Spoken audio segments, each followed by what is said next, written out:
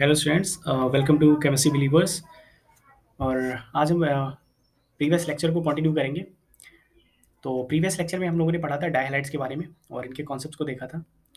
ठीक है, और मैंने बताया था कि लास्ट में अगर आपको कोई भी प्रॉब्लम्स आ रही है, कोई भी क्वेरीज हैं, तो आप मेरा टेलीग्राम चैनल जिसका लिंक डिस्क्रिप्शन में है ज्वाइन कर सकते हैं, डायरेक्टली हमसे पूछ सकते हैं अपने प्रॉब्लम्स। ठीक है, वहाँ पे ठीक है, आप अपने कोई भी क्वेश्चंस हो या आपको कोई सजेशन चाहिए, ठीक, एग्जाम से रिलेटेड, टाइम प्रॉब्लम से रिलेटेड, ठीक है, प्रिपरेशन से रिलेटेड कोई भी प्रॉब्लम हो, किसी भी एग्ज़ाम की हो, ठीक है, IIT JEE NEET IIT JAM, ठीक है, कोई भी प्रॉब्लम हो एग्ज़ाम से रिलेटेड तो आप वहाँ पे पूछ सकते हो। ओके, सो आज स्टार्ट करेंगे मोनो हाइलाइट्स। और हाँ, आप अगर चैनल को सब्सक्राइब नहीं किया तो सब्सक्राइब कर दीजिए, लाइक करिए और शेयर करिए अपने फ्रेंड्स में। ओके, सो स्टार्ट करते हैं मोनो हाइलाइट्स। मोनो हाइलाइट्स में देखेंगे boron form several stable polymeric monohydrides. ठीक है, तो मोनो हाइलाइट्स क्या होते हैं?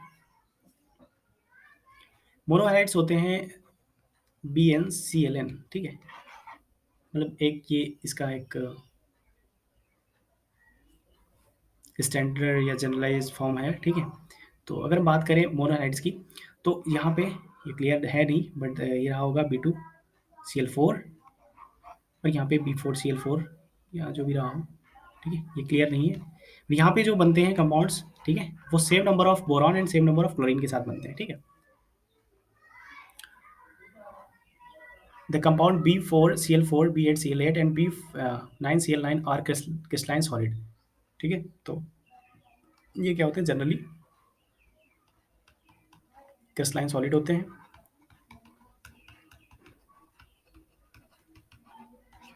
ठीक है, और इनको हम पॉलीमेरिक मोनोहाइलाइड्स भी कहते हैं, क्योंकि BnClN को BClN कह सकते हैं। यहाँ पे BCl यूनिट रिपीट होती है and BCl is monomer unit. ठीक है, BCl इज मोनोमर यूनिट। ठीक है, तो क्रिस्टलाइन सॉलिड होते हैं जनरली। ओके, सो स्ट्रक्चर की बात करें 12.8 में, 12.8 फिगर देखते हैं कहाँ पे है।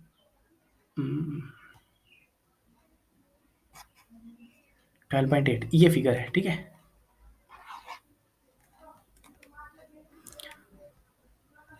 Have a closed cage of polyhedron. वहाँ पे एक क्लोज केज बना है पॉलीहेड्रॉन का। ठीक है, केज लाइक, केज का मतलब होता है एज अ नेट, नेट। ठीक है, जाली। Cage of polyhedron of boron atoms where each boron atom is bonded to 3 other boron atoms. ठीक, एक बोरॉन 3 बोरॉन से कनेक्ट है। ठीक है, ऐसे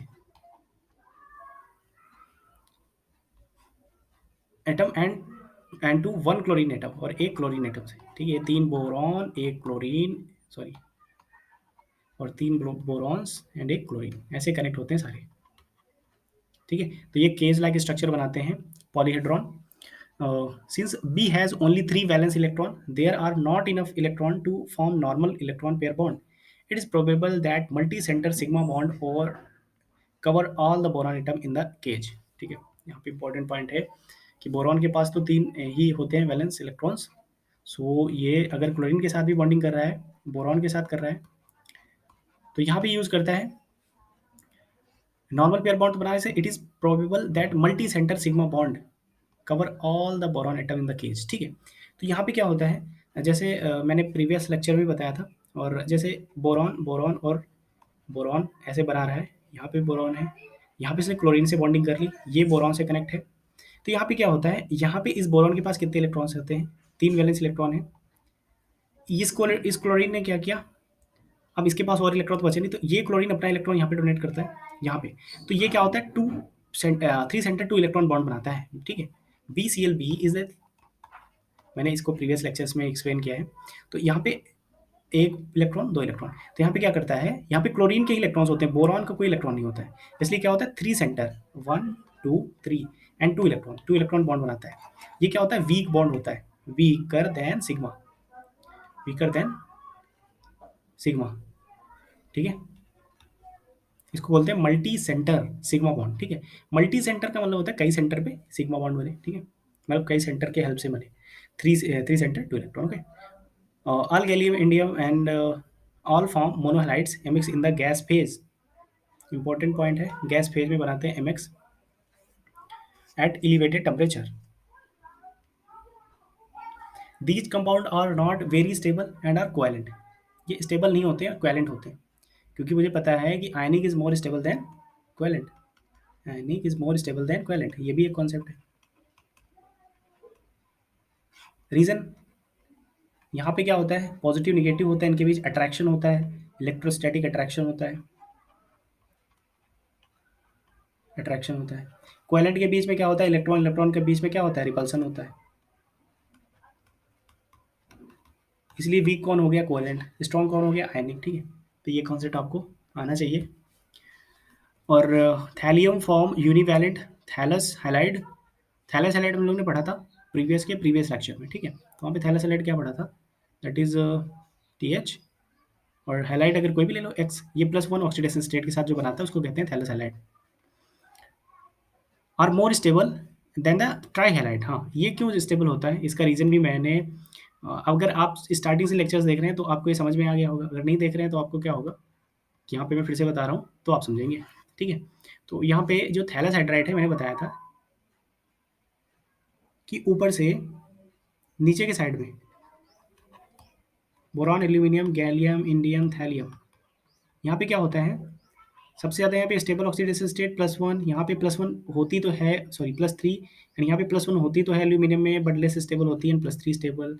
फिर यहाँ पे +1 +3 स्टेबल, फिर यहाँ पे +1 +3 स्टेबल, फिर सबसे नीचे आते हैं तो सबसे ज़्यादा +1 हो जाती है, अनस्टेबल हो जाता है +3 सबसे ज़्यादा। ठीक है, तो थैलियम के लिए +1 ज़्यादा स्टेबल होती है, इसलिए थैलस कंपाउंड ज़्यादा स्टेबल होता है दैन TH3+ के।